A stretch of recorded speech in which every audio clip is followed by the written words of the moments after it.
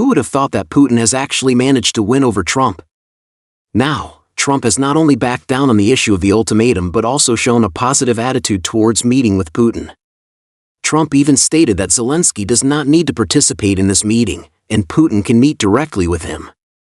As Trump's attitude towards Russia has softened, Zelensky has naturally suffered. Obviously, Zelensky is not satisfied with such a result. He publicly stated that Ukraine must be involved to ensure a fair outcome. The implication is that Zelensky believes it is highly unfair for the United States to negotiate directly with Russia while bypassing Ukraine. It is clearly Ukraine that is being discussed, so why must Ukraine be sidelined? Of course, Zelensky's complaints are useless.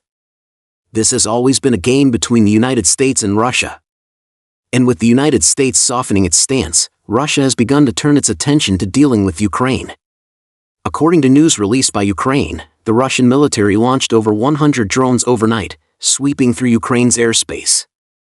By morning, Ukraine had recorded at least 108 incoming drones. Although the Ukrainian military still claims to have shot down 82 aerial objects, 26 Russian drones still hit their targets. At least 10 regions reported being attacked by airstrikes, and drone wreckage was found in 8 regions. Russia's recent operation may be in response to Ukraine's earlier drone strikes on Russian military targets and energy facilities. Due to these Ukrainian drone attacks, Russia has also suffered considerable losses, so now Russia is retaliating in kind to let Ukraine know the consequences.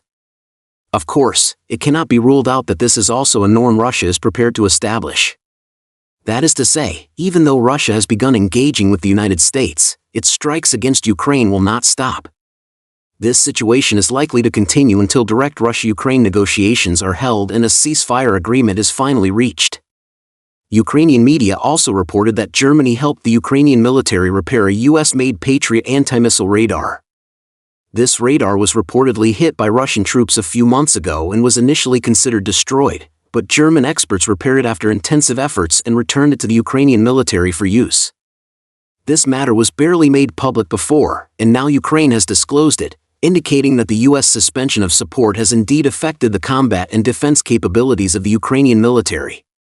In actual combat, Russian troops may have destroyed more key Ukrainian facilities and targets, but Ukraine has not disclosed all of them. Moreover, since Russia's large-scale airstrikes have not stopped, similarly, it is unlikely that Russian military operations in Donetsk and other directions will halt. This is probably what Ukraine is truly worried about. Zelensky is now calling for an immediate ceasefire because Ukrainian troops are under enormous pressure on the front lines, and with the reduction of U.S. support, Ukraine is already in a rather difficult situation. Zelensky is now proposing that there must be a complete ceasefire, not a phased or partial one, which reflects Kyiv's eagerness to stop losses. However, the engagement between the U.S. and Russia will presumably go through a process, and Russia may still exert military pressure on Ukraine. Ukraine is involving Europe in an attempt to avoid being marginalized, but even if Ukraine can finally return to the negotiating table, it is still uncertain how many bargaining chips Kyiv can secure.